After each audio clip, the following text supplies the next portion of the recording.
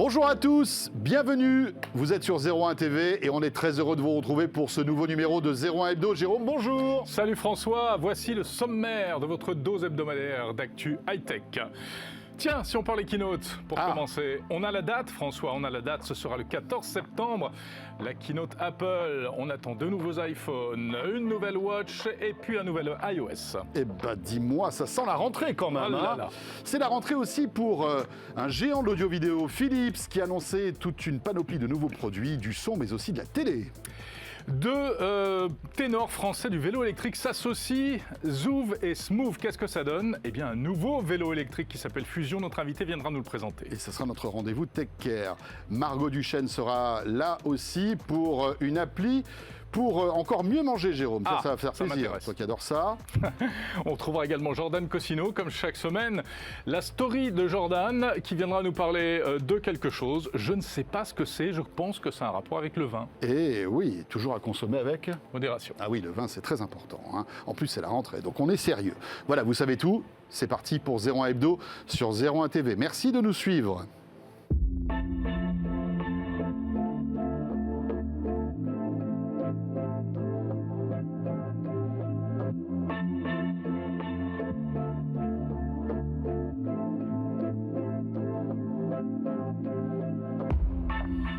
Et oui, c'est la rentrée. C'était déjà un petit peu la rentrée la semaine dernière. C'est vrai, c'est vrai. Mais nous, la rentrée, ça dure un mois. Non, mais surtout, avec l'arrivée de cette keynote Apple, c'est vrai que ça sent maintenant vraiment la rentrée. Oui, on y est concrètement dans le monde de la tech. Juste une chose intéressante aussi, si vous voulez nous suivre et retrouver tous les programmes de 01 TV, petit aparté pour vous parler de l'appli RMC BFM Play, Jérôme, que tu as téléchargé, bien sûr, sur ton iPhone, qui est totalement gratuite. Il suffit de vous inscrire, vous avez tous les contenus, en fait, vidéo de notre groupe. Alors, toutes les chaînes, RMC, BFM TV, BFM Business, 01 TV aussi, les flux en direct, mais aussi tous les replays. Et c'est totalement gratuit, donc RMC BFM Play, c'est comme ça que ça s'appelle. Eh bien, très bien. Ceci est dit. On y va pour l'actu ? C'est parti pour l'actu.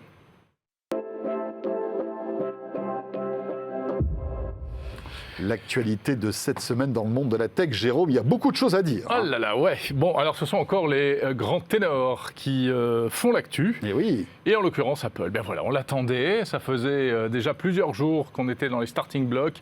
On guettait l'invitation. Elle est tombée quand? Hier soir? Avant-hier soir. Elle est tombée avant-hier soir. Voilà. Et autant te dire que c'est vraiment là l'excitation à la rédaction de 01net.com. Regarde notre ami Éric Le Bourlou, il n'en peut plus. Il a même ressorti son t-shirt Commodore 64. Salut Eric. Salut Eric, merci d'être là. Rédacteur en chef de 01net, on est ravis de t'accueillir dans 01 Hebdo. Éric Le Bourlou, avec qui on va commenter un petit peu toute l'actualité de cette semaine. Donc cette keynote Apple, Jérôme, déjà, première information importante, elle est à suivre sur nos médias, 01net.com, bien sûr, avec toute la rédaction qui se mobilise pour ce rendez-vous. Évidemment, exactement. Et nos amis de BFM Tech aussi. Et nos amis de BFM Tech, vous savez que c'est la grande famille maintenant, 01net, BFM Tech, et puis bien sûr 01 TV, puisque si vous aimez les images qui bougent avec le son, vous aurez la keynote commentée en direct avec Mister Jérôme Colombin, il y aura aussi Gonzague d'Ambricourt et votre serviteur. Voilà, keynote donc mardi 19h en direct, on prendra l'antenne un petit peu avant, vers les 18h50, Eric. Et bien sûr, on attend l'iPhone 13. On attend l'iPhone 13, les iPhone 13, très vraisemblablement, puisque... 13 vraisemblablement. Oui. 13 vraisemblablement, puisqu'il devrait y avoir un 13 Pro, un Pro Max, un probablement 13 mini, aussi un mini. Oui, c'est vrai. Bon, voilà, Eric, qu'est-ce qu'on a à dire là-dessus? Bon, de nouveaux iPhones, rien de bien révolutionnaire visiblement. Non, pour cette année, a priori, ça va pas être. L'année dernière, c'était quand même une sacrée update. Cette année, ça risque d'être un petit peu moins peu tranquillou. Un peu plus tranquille. Mais bon, voilà, on est habitué avec Apple. Généralement, il y avait les générations en nouveaux numéros et puis les générations en S. C'est vrai qu'ils ont un petit peu arrêté ça, mais on serait plutôt sur une génération anciennement en S, comme ils l'appelaient avant. Donc est-ce qu'on est sûr qu'il va s'appeler 13 d'ailleurs? Non, on n'est pas sûr. On est sûr de rien en fait. Non. Exactement.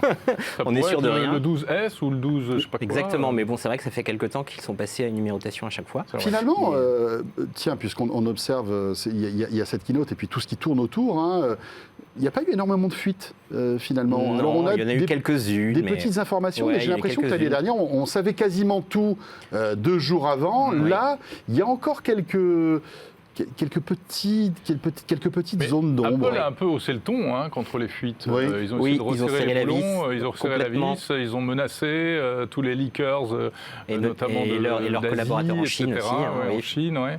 Donc effectivement, c'est peut-être un peu plus compliqué. Il y en a eu quand même des fuites. Il y a notamment le journaliste Mark Gurman qui travaille pour Bloomberg. Alors on ne sait pas où il trouve ses infos, mais effectivement, il nous a garni de fuites depuis déjà quelques mois. Il y a notamment cette fuite sur un éventuel, alors on n'est pas sûr que c'est cette génération, mais une éventuelle connexion satellite des iPhones dont il a parlé. Il n'est pas le seul à en avoir parlé, donc peut-être que ce sera présenté mardi. Alors vous savez quoi, juste je te coupe là-dessus parce qu'il se trouve que demain, dans De quoi je me mail, je recevrai...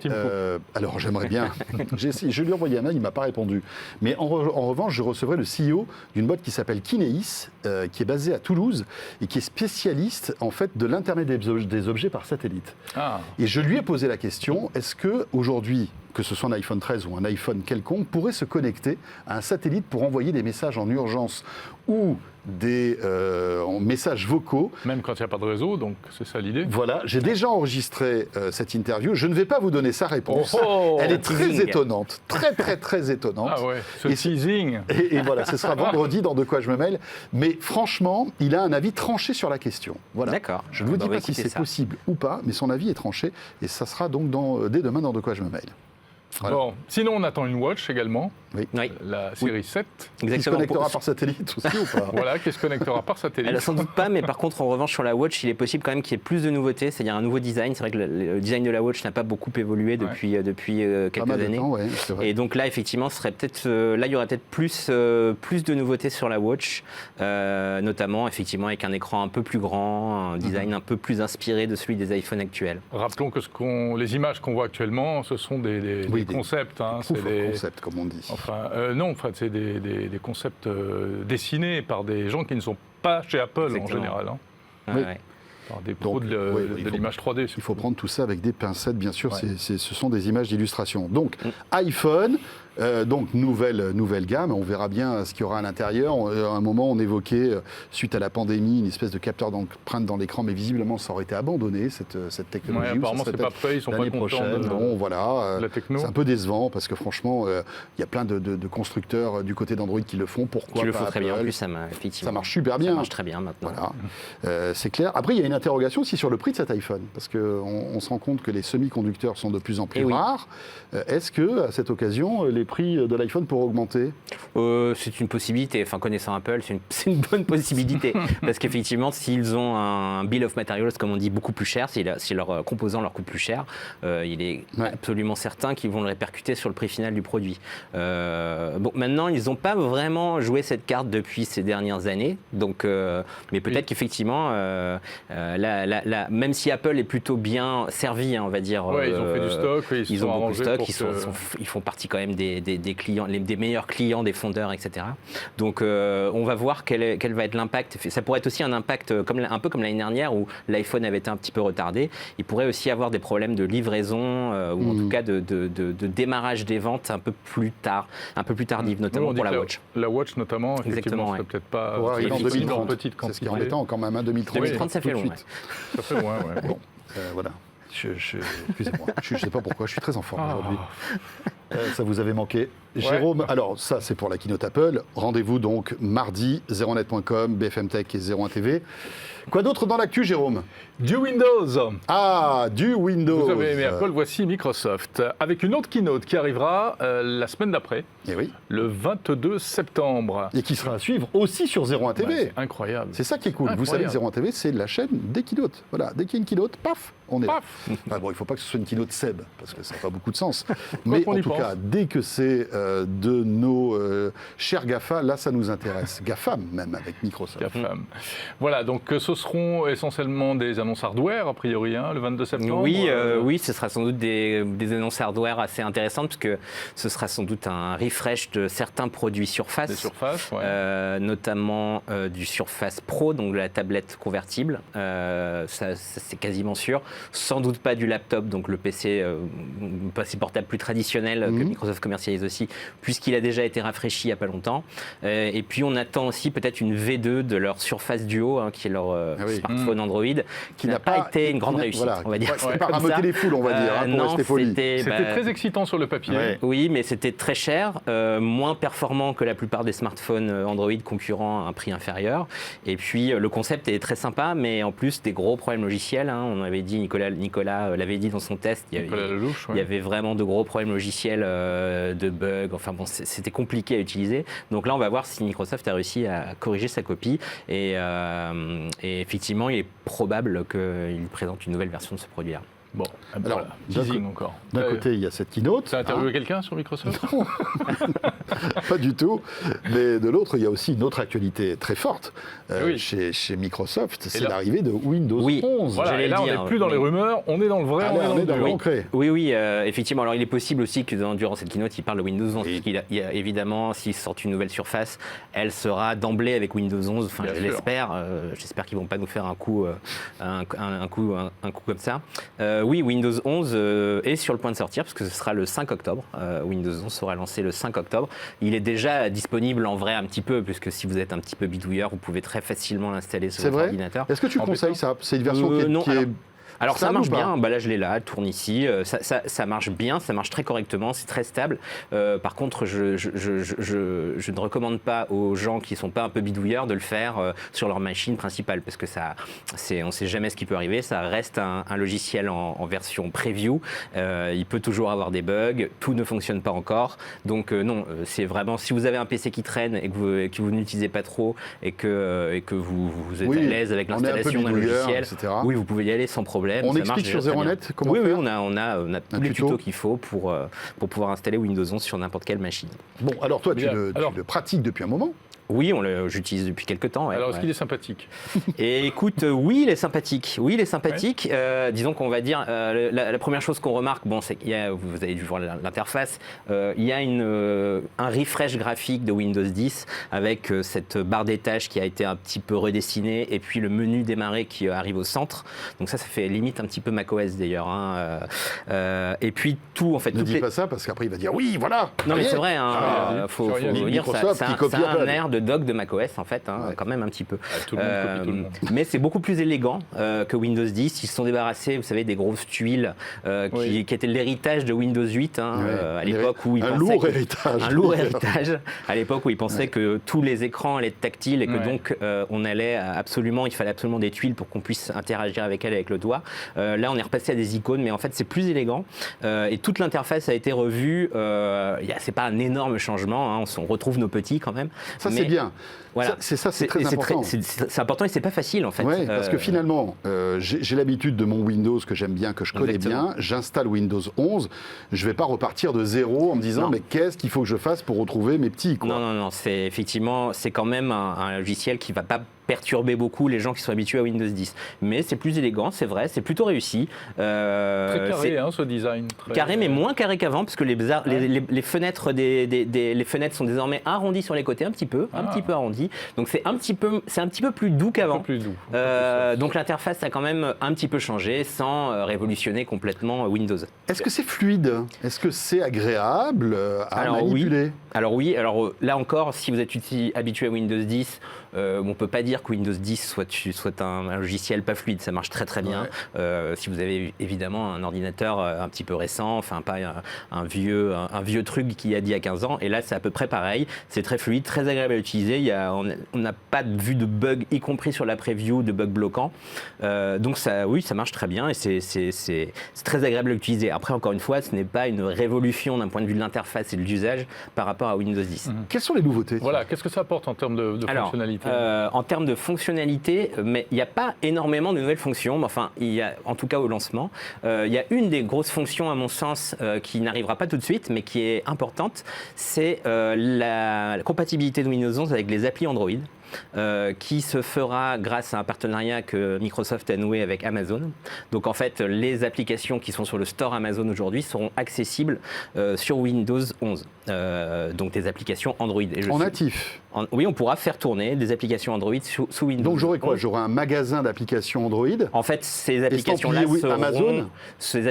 seront sans doute disponibles au sein du store Microsoft. Il y aura une partie, parce que en fait, ça c'est une autre nouvelle fonction de Windows 11 par rapport à Windows 10, c'est l'arrivée d'un tout nouveau store. Parce que le store de Windows 10, pour ceux qui l'ont pratiqué, c'est un petit peu galère, ça marche pas très bien, c'est pas très efficace. Ça servait pas à grand chose surtout. Non, parce qu'en fait, il n'y avait pas toutes les applications. Là, l'ambition de Microsoft, c'est de faire un store beaucoup plus universel, on va dire, avec non seulement les applications qui étaient déjà disponibles dans Windows 10, mais aussi toutes les applications classiques qu'on appelle Win32, les applications, vous savez, en .exe que tout le monde connaît dans Windows. Donc demain, on pourrait avoir effectivement toutes les applications accessible sous Windows sous ce store-là. Donc en fait, le rêve caché de Microsoft, c'est qu'on ne télécharge plus de programmes depuis un navigateur, mais depuis ce store, qui serait évidemment sécurisé. C'est un peu le principe de ce qu'a fait Apple depuis longtemps, ou à Google avec dans l'univers macOS, ça n'a pas été une réussite. Effectivement, ça n'a pas été une réussite sur l'univers macOS parce que les gens sont habitués à faire autrement. Et je pense qu'ils le sont encore plus sous Windows. Ils sont encore plus sous Windows. Ça va être compliqué, mais en tout cas, déjà, s'il fonctionne mieux que celui qu'on a aujourd'hui, ce serait super. Parce que c'est vrai que c'est pas pour l'instant une grande réussite, mais ça c'est quand même. Et donc il y aura aussi le support de ces apps Android pour, on va dire, garnir ce store. Et ça c'est intéressant les apps Android parce que on peut se dire à quoi ça sert de faire tourner une app de smartphone sur PC, mais en fait ça va aussi sans doute booster les développeurs qui sont habitués au monde Android à porter certaines applications sur Windows facilement, puisqu'en fait ce sera le même code, avec des écrans plus grands. Ça pourra aussi développer l'écosystème des tablettes Android qui aujourd'hui est un petit peu problématique. Donc ça c'est une grosse nouveauté. Après, on va peut-être pas toutes les donner les nouveautés, mais il y a aussi l'intégration de Teams, il y a aussi de meilleures fonctions pour les jeux vidéo et en fait une plus grosse intégration avec le web. En gros d'ailleurs, il faudra absolument un compte Microsoft pour se connecter à Windows 11. Ça fait partie des petits désagréments. Edge ou pas? Non, mais par contre ils vont compliquer le changement de navigateur. Ils l'ont fait sur la preview. Là, ils vont se faire taper sur les doigts, c'est certain. Un petit peu, mais c'est vrai que ils vont compliquer le changement de navigateur. Le changement de navigateur par défaut, pardon. Et même l'intégration de Teams, comme ça risque pas de poser des problèmes. C'est possible, c'est possible. Que les Zoom et les autres services de Google. C'est possible. Et en plus, il y a un nouveau programme qui s'appelle Conversation qui est directement embeddé dans la barre des tâches qu'on peut même pas enlever facilement. Et c'est vraiment fait pour que vous utilisiez plus les services Microsoft. C'est aussi ça Windows 11. C'est aussi on utilise davantage nos services à nous et pas que l'OS, mais tout ce qu'on a dans le cloud. Toujours la même histoire qui se répète. Exactement. C'est en échange la gratuité de cet OS, puisque pour conclure, il est gratuit. Il est gratuit, il sera disponible gratuitement pour tous les gens qui ont Windows 10 à partir du moment où on a une machine compatible. Ce qui est un autre problème, parce qu'il faut quand même avoir, on a tous les articles sur le net qu'il faut, mais vous avez un petit logiciel qui vous permet de savoir si votre machine est compatible ou non. Il faut plus de mémoire vive, plus d'un processeur. Il faut surtout la gestion du TPM, qui est une option de sécurité que la plupart des PC récents ont, et un processeur pas trop vieux. Donc c'est tous les Intel Core à partir de la 8e génération et les Ryzen à partir de la 2e génération. Avant, ça ne marchera pas, sauf si on bidouille. Voilà. D'accord. Bon, très bien. Plus d'infos sur 01net.com, bien entendu. Est-ce qu'il tourne sur Commodore 64, Windows 11? Non. Bon, moi, comme ça, on n'a même pas essayé, mais je ne pense pas. Ça aurait été fun. Jérôme, l'actu, c'est aussi du côté de chez Facebook. Ouais, vite fait. Encore deux petites news, et notamment chez Facebook, c'est lunettes Facebook. Des lunettes connectées avec caméra intégrée. Mark Zuckerberg s'est bien amusé à faire un peu de teasing sur les réseaux en postant des vidéos qu'il avait faites avec l'un de ses acolytes de Facebook qui s'amuse comme des gamins, et on voit que c'est de la prise de vue en, comment on appelle ça, en first person, quoi. On est vraiment, on n'a plus besoin de tenir un appareil photo. Un peu comme les lunettes Snapchat, quoi. Exactement, comme les spectacles de Snapchat, comme les Google Glass, ça rappelle quand même des choses qu'on connaît. On imagine ça pose quand même plein de questions parce que, voilà. Est-ce qu'on sait que les Google Glass n'avaient pas été très bien acceptés, il y avait eu des problèmes. En plus, Facebook nous promettait plus, il nous promettait de la réalité augmentée dans les lunettes, etc. Il n'y a pas visiblement de réalité augmentée. Donc c'est apparemment un premier pas suite au rachat par Facebook, enfin l'accord passé entre Facebook et Ray-Ban, ou plus exactement avec la maison mère de Ray-Ban, EssilorLuxottica. Alors, ce qui va être intéressant, c'est de voir aujourd'hui la miniaturisation des composants pour voir si on arrive à ça a avoir des l'air pas lunettes mal, assez correctes, Ouais. finalement, parce que j'imagine que si Ray-Ban s'intéresse à tout ça, on risque d'avoir des lunettes non seulement Ça, c'est le high-tech, spectacle. mais en plus jolies. Oui, ça, c'est les C'est lunettes Nicolas Snapchat. Lelouch avec les lunettes Snapchat. Jérôme, pour terminer, c'est Amazon. Amazon qui devrait lancer des téléviseurs sous sa propre marque. C'est amusant ça, on connaît les tablettes, on connaît les câbles Amazon, les Amazon Basics, etc. Et selon une indiscrétion de Business Insiders, en effet, il pourrait sortir des téléviseurs qui en réalité seraient fabriqués par TCL et qui intégreraient bien entendu l'interface maison, en l'occurrence Fire TV, qui est plutôt pas mal, qu'on trouve déjà dans les boîtiers Fire TV à connecter sur n'importe quel téléviseur. Là, ce serait directement dans la télé. Et il y aurait Alexa, bien entendu, François, la Bien commande sûr. vocale, l'assistant vocal. Pour Logique. zapper, monter le son, etc., lancer des applis. Alors, il faut savoir que Amazon a déjà lancé des télés en Inde. Ça n'a pas trop bien marché, visiblement. Non, elles n'étaient pas très bonnes, apparemment. Donc là, ils revoient leur copie. On aurait des modèles de 50 à 75 pouces qui seraient disponibles.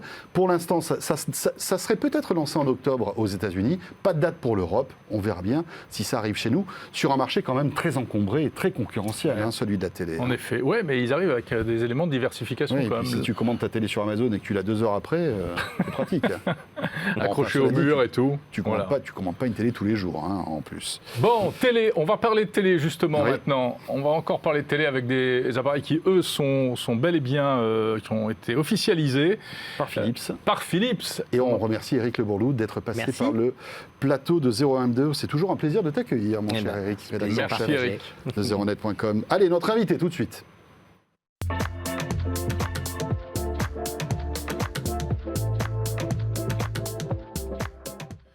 Et oui, notre invité, c'est Jean-Yves Fabre d'Harcourt. Bonjour. Bonjour. Directeur général de TP Vision. Alors vous dites, attendez, Philips, TP Vision. Bonjour Jean-Yves. Bonjour. Alors expliquez-nous quel rapport entre Philips et TP Vision. pour TP qu'on comprenne bien. Vision, société d'origine taïwanaise qui a repris l'ensemble du processus de production, de marketing, de commercialisation de la marque Philips depuis 2012 et qui développe une gamme très très large. Donc Philippe, c'est vous, en fait, maintenant, pour les télés. Oui, pour les- modestement, c'est moi et toute l'équipe, effectivement, en France. Avec, qu'est-ce qui reste de l'ancien Philips? On parle souvent de la qualité d'ingénierie historique de Philips, pour la qualité d'image, etc. Il reste encore cet ADN Philips de la grande époque? C'est sans doute une des grandes forces de l'entreprise. Nous avons gardé le développement technique de nos produits à Bruges. Nous avons gardé tout le développement du marketing à Amsterdam. On a l'histoire, la genèse, les gènes des équipes et du traitement de la qualité d'image qui sont restés dans l'entreprise. Et puis après, c'est juste une histoire de process industriel qui a fait que l'entreprise est à nouveau vivante et en bonne forme. Très bien. Alors vous avez fait, il y a quelques jours, quelques semaines à peine, plein d'annonces, plein de nouveaux produits. On commence par quoi? Par la télé peut-être? Avec plaisir. Le gros morceau, c'est Le la gros télé, morceau. Le j'imagine. gros morceau, c'est la télé. On a aussi de très belles choses en audio qu'on pourra développer si vous le Mhm. souhaitez, notamment dans le casque ou dans les barres de son. Mais dans la télévision, on a effectivement apporté beaucoup de choses, principalement sur la qualité de l'image, la qualité du son bien sûr, et la qualité de l'expérience. Oui, Alors, parce qu'on sait que la particularité aussi de Philips, c'est ce fameux Ambilight, qui est vraiment quelque chose qui vous démarque dans cet océan de, on va dire, de banalité dans la télévision aujourd'hui. C'est vrai que toutes les télés se ressemblent plus ou moins. Vous avez cette particularité de ce système Ce Ambilight halo lumineux qui est qu'on aime ou synchronisé qu'on n'aime avec- pas, avec mais l'image. qui au moins a le mérite de vous différencier. on y est extrêmement attaché. Il y a plus de 80% des clients qui y ont goûté qui reviennent, donc c'est un gage de succès et de fidélité pour nos clients, et on capitalise là-dessus, justement, je parlais d'expérience.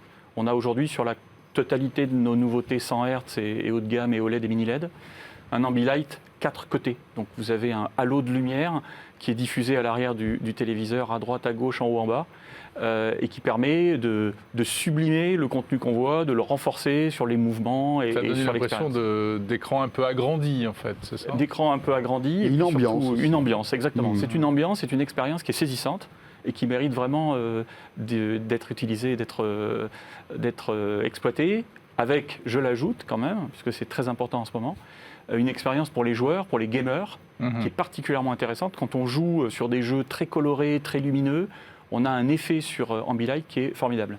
Donc ce sont des télés qui sont vraiment compatibles avec les consoles, et qui sont taillées pour le gaming? Alors, on est enfin, puisque c'était quelque chose qu'on n'avait pas forcément assez exploité jusqu'à présent. Donc là, on est maintenant HDMI 2.1, et je peux le dire sur tous les 100 Hz, avec un VRR multiplateforme. Donc on a G-Sync, on a FreeSync, qui sont bien connus des gamers.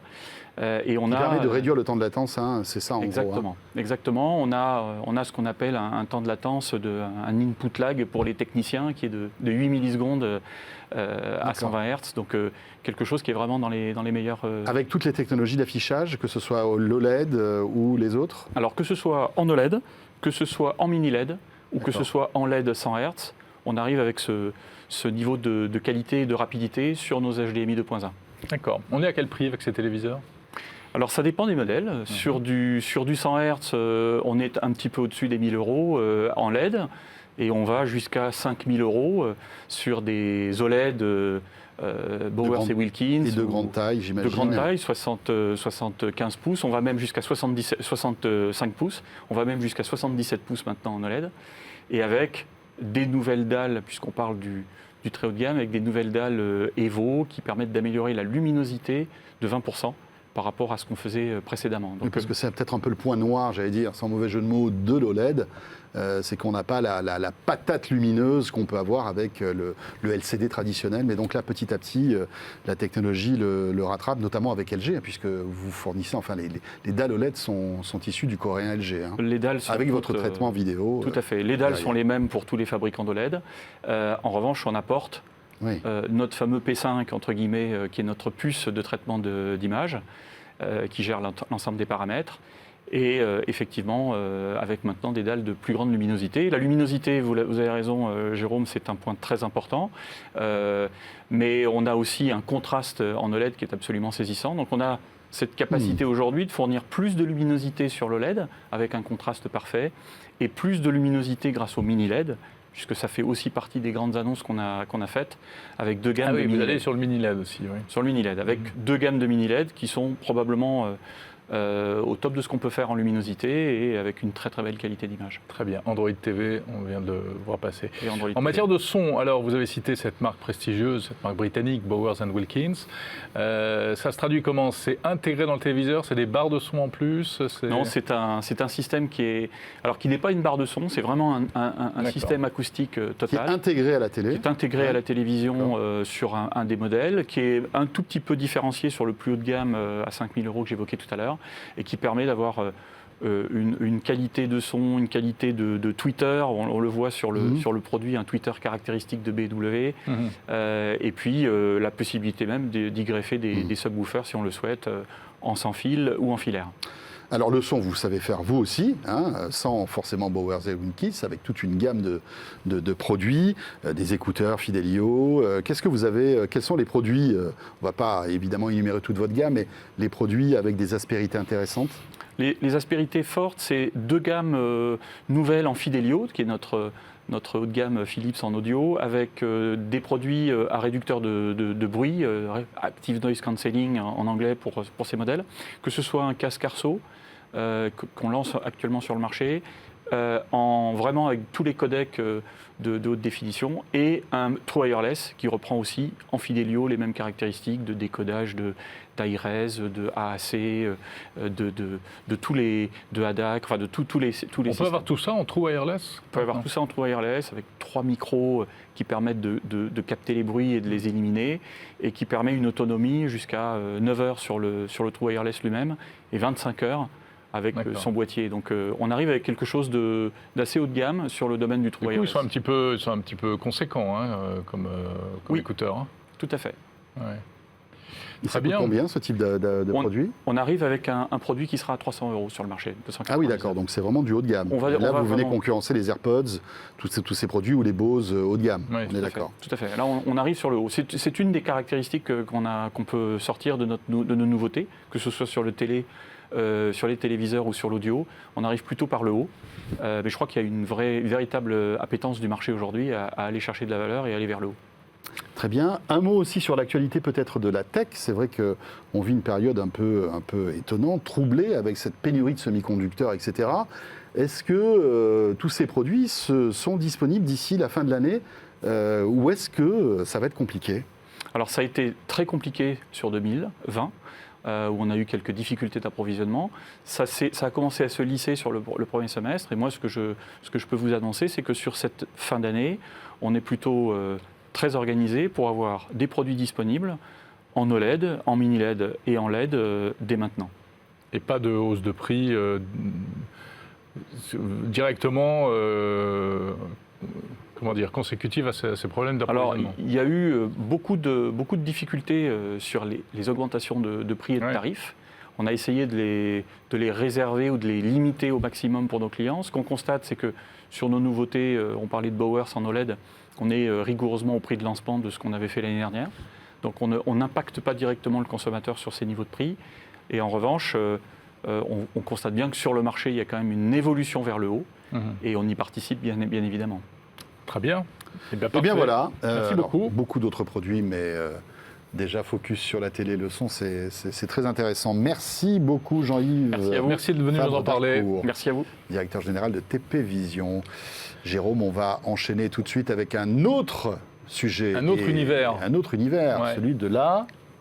Comment ça, de la... Du vélo. Du vélo. Et oui. Connecté, bien sûr. Et du vélo français, en plus.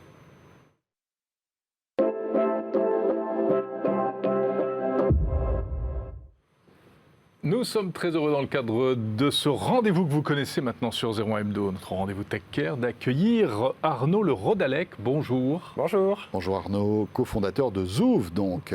Zouv.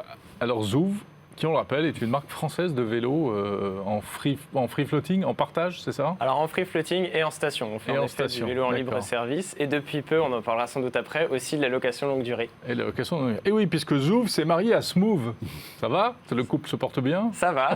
On travaille à ce que tout commence à prendre forme. Donc en effet, entre ce mariage entre deux sociétés du vélo en libre service française, Smooth qui est basé en région lyonnaise et Zouv juste à côté d'ici. Voilà, ils font un peu la même chose que vous, mais pas dans la même région, c'est ça? C'est ça. Alors Smooth, c'est une entreprise qui existe depuis 2008, donc a beaucoup plus d'historique et qui a une présence commerciale aujourd'hui beaucoup plus forte que ce que nous, on a pu développer depuis 4 ans.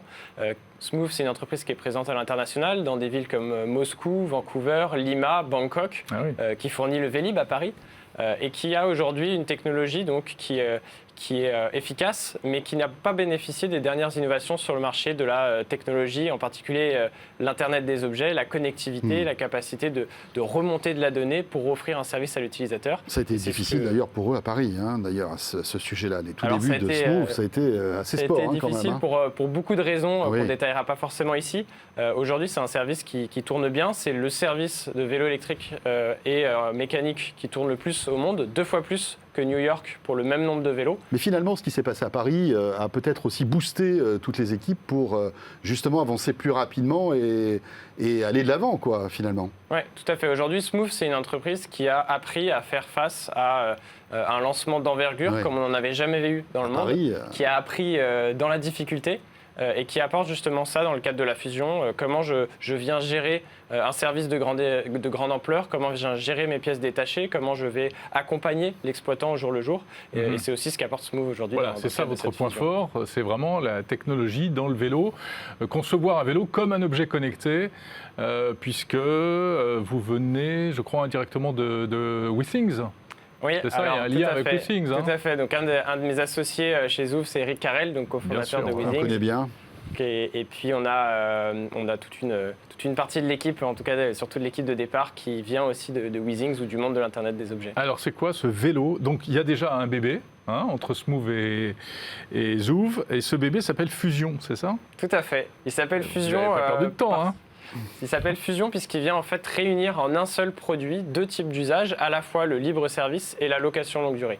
C'est-à-dire qu'avec un même produit et via l'application mobile, on est capable de basculer d'un mode d'usage à l'autre. Et l'idée en fait, c'est d'aller casser les barrières qui existent aujourd'hui entre le marché de la location longue durée et le marché du libre service, pour pouvoir offrir en fait des synergies très très forte, à la fois pour l'exploitant qui va pouvoir mutualiser ses coûts d'exploitation, gérer des pièces détachées qui sont les mêmes, avoir les mêmes équipes pour la maintenance des deux types de vélos, et puis aussi d'un point de vue utilisateur, on va pouvoir facilement passer d'un mode d'usage à l'autre.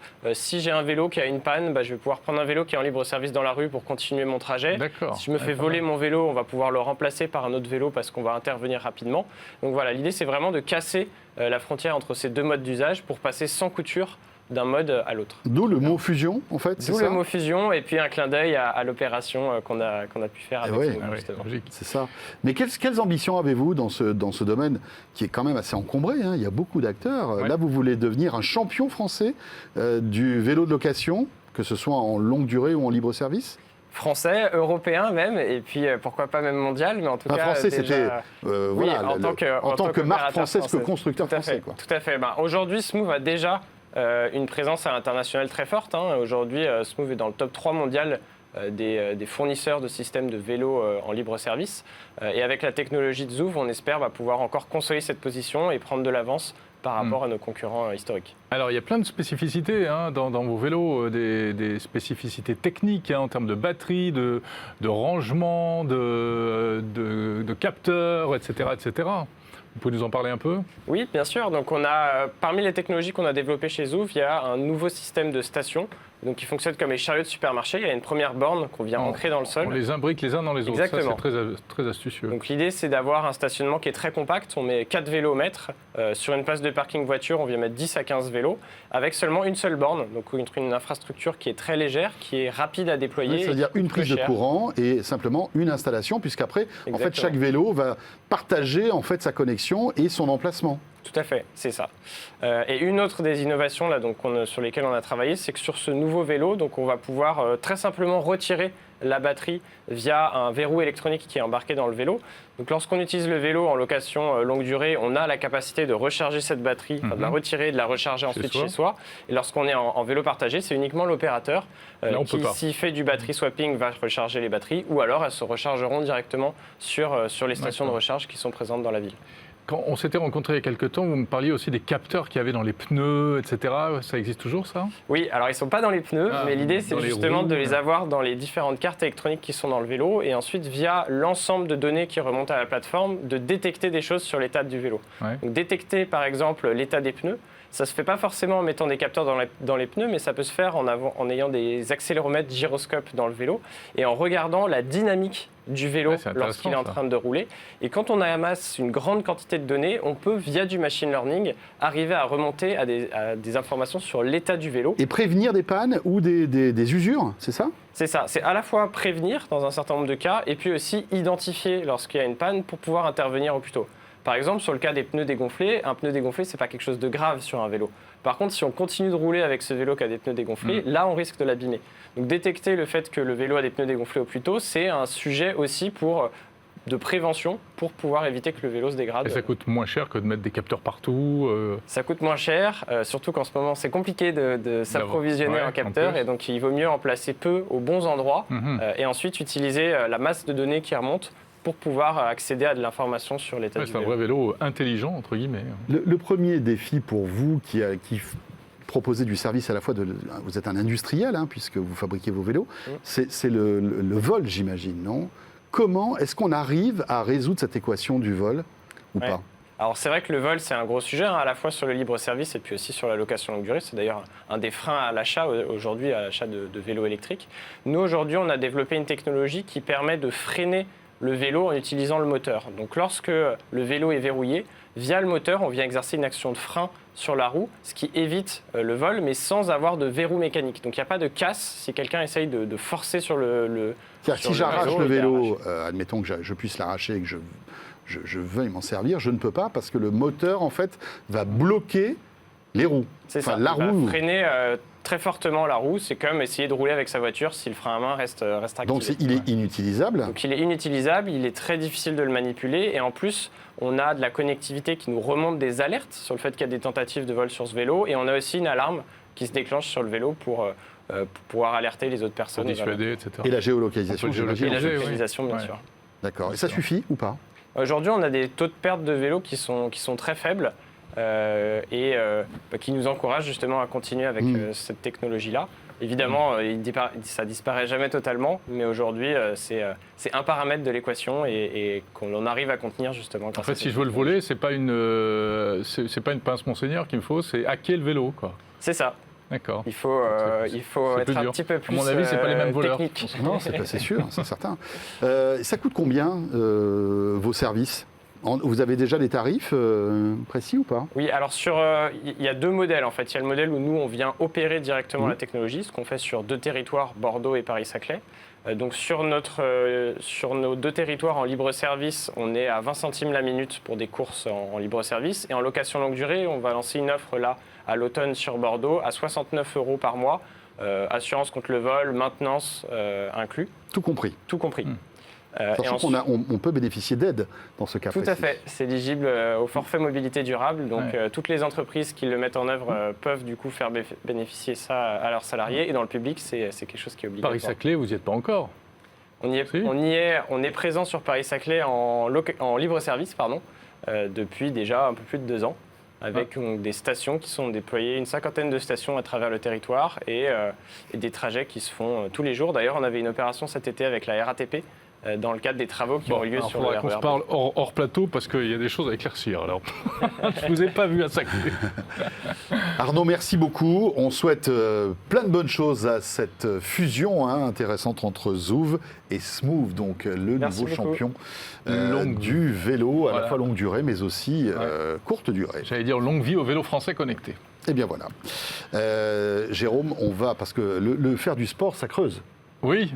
Quelle belle transition. C'est magnifique. On en parle avec Margot qui nous rejoint.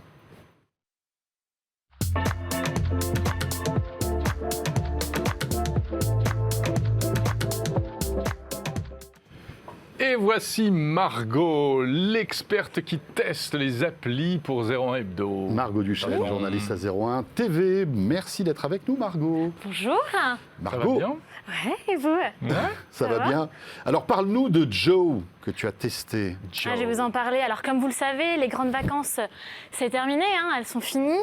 La rentrée a fait son grand retour. Et qui dit rentrée, dit optimisation du temps, rythme et horaire précis. Alors, vous savez aussi que c'est le retour de la question fatidique. La fameuse, le « qu'est-ce qu'on mange ?» Eh bien oui, alors chaque soir, c'est la même rengaine. Moi, perso, c'est plutôt « qu'est-ce qu'on mange pas ?» parce que pendant l'été, on prend un peu de poids. Oui, forcément, il y a le retour au régime et c'est pour ça que Joe est là.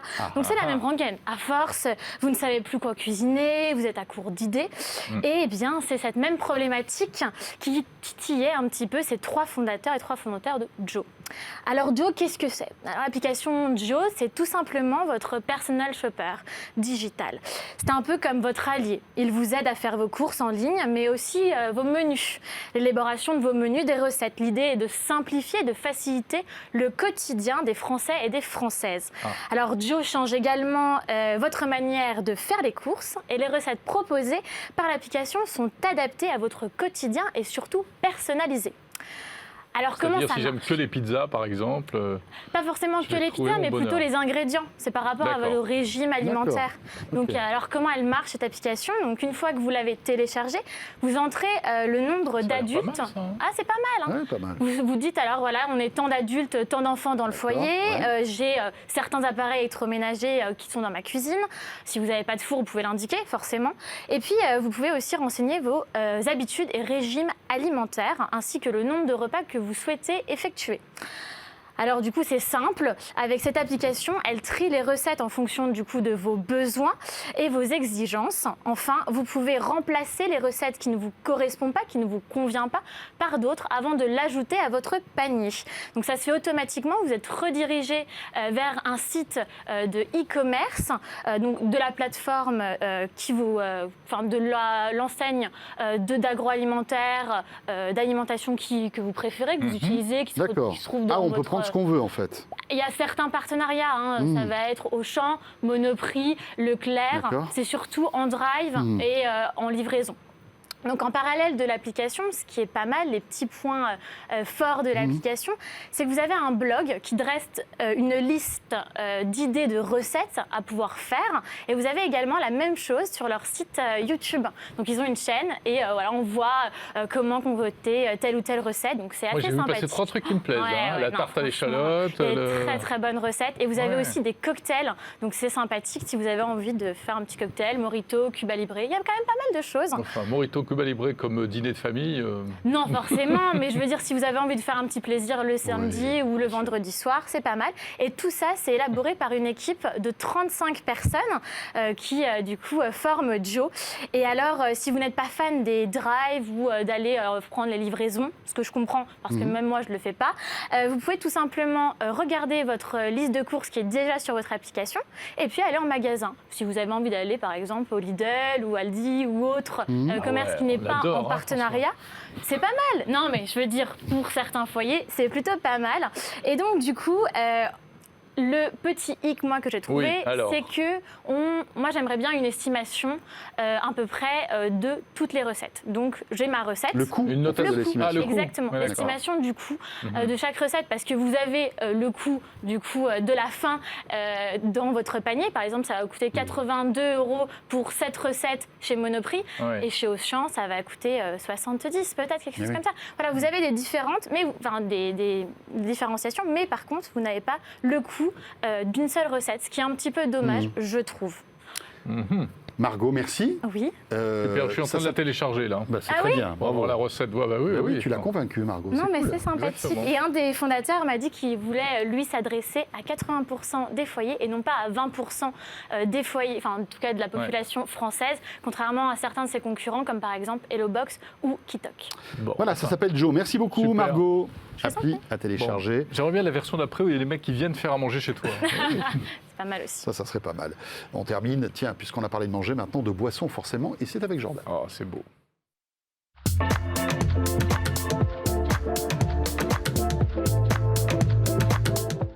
Ah, mais cette émission devient de plus en plus intéressante. Oui. Regardez avec J'ai quoi l'impression d'être il sur My arrive. Cuisine. Comment ça va? Et moi aussi. Salut j'ai Jordan. l'impression. Là depuis tout à l'heure. Bon, Alors, vous touillez dans la poêle. écoutez, avec la spatulette, vous allez prendre le Bérou Voilà, vous assommez le méron. ou le tapé comme ça. Ça, Comment ça va c'est Mais des ça va vieilles bien. références. hein. J'adore parce que Jordan. quand j'arrive, Jérôme a un ouf de soulagement. Tu sais, c'est sa récréation dans l'émission. Mais bien sûr, bien sûr. C'est bon. Ah bah non, mais j'aime il j'aime t'adore. tout le Alors, reste. je sais pas si c'est pour toi ou si c'est pour la bouteille de vin. Alors, on va commencer par ce qu'est-ce que magnifique c'est produit. que ça Alors, on tient à préciser, De quoi ça a on été parle évidemment démilitarisé. Hein. Ce n'est plus une vraie bouteille de vin, il n'y a plus rien dedans. Et c'est à consommer avec modération. Démilitarisé. Oui, c'est mon côté un peu. T'as le droit d'arriver avec une bouteille de vin comme ça, non Enfin, c'est pas D'accord, pas d'accord. vraiment du vin dedans. On a Ok. prévu ce qu'il fallait. Donc, bon, le but, c'est pas de vous présenter une bouteille de vin. Ça, Non. globalement, je pense que Jérôme Oui. s'y connaît mieux que personne ici. Très clairement. Non, je vais vous présenter ce petit truc là qui est juste dessus. Ce Qui petit est, autocollant. C'est ça, c'est un sticker, tout simplement. C'est un sticker NFC d'une marque qui s'appelle YouWine. YouWine, qu'est-ce que c'est? C'est une société qui, j'ai plus le nom, donc je vais regarder sur mon téléphone pour tout vous dire. C'est un mot précis que je connaissais il y a pas si RFID. longtemps que ça. C'est une maison de négoce. Voilà, c'est le mot que je Ah. cherchais. Maison de négoce, c'est-à-dire que vous allez pouvoir aller acheter des bouteilles chez eux. Ils sont évidemment situés. Est-ce que tu peux tourner un petit peu ta bouteille, voilà, qu'on la voit Voilà. bien? Non, dans l'autre sens. C'est tout fait, Voilà. c'est artisanal. Voilà. Sauf qu'il y a un reflet, on voit pas très bien. Oui, bon, bah écoute. Non, ça mais va, c'est bien, on fera voit bien le avec, petit hein. sticker là. Ouais. Voilà.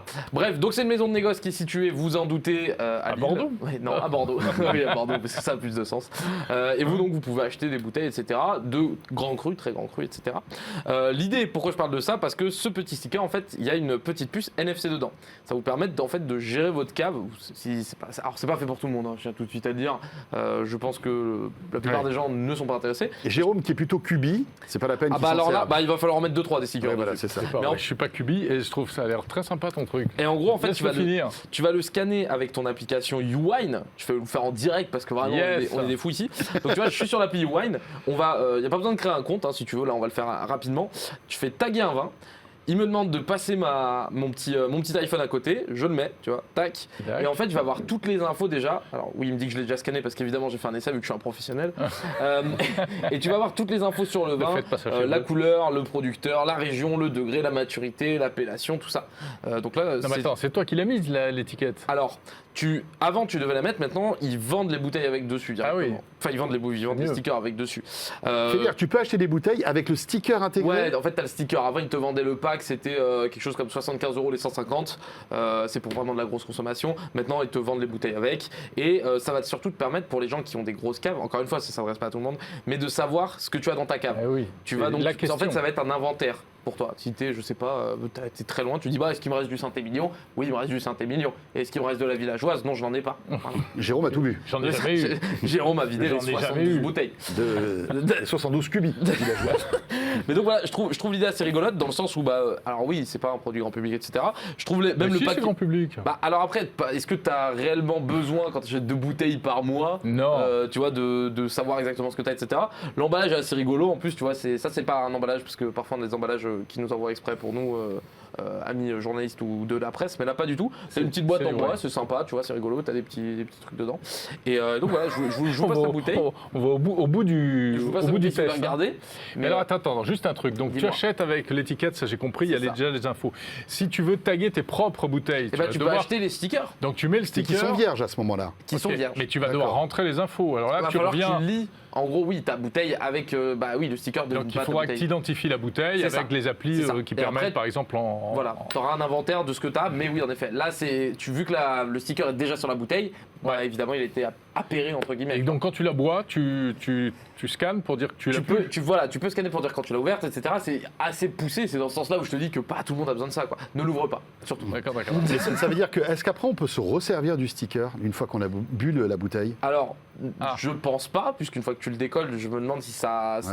Alors, il va le décoller forcément. Non, Il va- t'inquiète il va pas, tout C'est péter. un enfant, je lui dis de pas Il le va faire, tout, le il va faire. tout péter. Je pense non. pas. Je pense que le sticker a usage unique. Pour être tout à fait franc, je ne Mhm. saurais pas te répondre sur ça, mais je pense pas. Sinon, en vrai, leur modèle économique est un peu cassé puisque tu prends un sticker et tu le fous sur toutes tes bouteilles. Mais ça serait intéressant, par exemple, pour des Restos. magasins, des restos et puis même des magasins de vin aujourd'hui. Oui, Tu bien sais, les sûr. cavistes, Bien sûr. d'avoir toutes leurs bouteilles équipées. Et de savoir ton et stock. Et voilà. Non, mais pas mal. quand tu commences à avoir quelques bouteilles, la vraie question, c'est ce que tu disais, c'est qu'est-ce que j'ai, qu'est-ce Bien que j'ai sûr, plus c'est parce ça. que je l'ai bu, qu'est-ce qu'il faut boire maintenant, qu'est-ce que je dois laisser. Tout à fait. C'est ça, exactement. Et eux, tu Attendre, vois, etc. et tu as une sorte de trading sur des bouteilles. Tu peux mettre de l'argent sur des grands crus. Je crois qu'il y a plus de 500 000 bouteilles. Il y a pour plus de 25 millions d'euros de bouteilles. Enfin, c'est des gens qui, globalement, ont l'air de savoir ce qu'ils font. Et donc voilà, petit produit très terroir, hein, on va pas se mentir. Hein, c'est très France. Ouais, mais J'aime bien, je trouvais ça rigolo. Et, c'est très sympa. Ouais, et donc, très voilà, très bien. Pour les gens qui n'ont pas Super. forcément les moyens ou la place de mettre une cave connectée, tu vois, ça peut. Parce qu'il y a des caves connectées aussi. C'est Ça vrai, sera il y a des un autre cas, sujet. ce sera un autre test Exactement, la prochaine avec fois. grand plaisir. Jordan, merci beaucoup. Je reprends la bouteille. hein. Ouais, on te reprend. Oui, on va te redonner la bouteille. Non. là. Puis c'est pas tout à fait l'heure. Merci, Jordan, à très vite. Merci à vous, à très vite, à la semaine prochaine normalement. Mais bien sûr, Ah, la ça, story c'est de une bonne Jordan, nouvelle. c'est tous les jeudis dans 01 Hebdo. Jérôme, il est Voilà. temps de se dire au revoir. Il est temps de se dire au revoir, de vous donner rendez-vous bien sûr mardi prochain pour la keynote Apple à 19h. On sera là, 18h50, un petit peu avant. 18h50, allez, on vous le fait à 18h50. Avec Ouais. Jérôme, bien sûr, et puis Gonzague d'Ambricourt qui sera là pour commenter toutes ces annonces.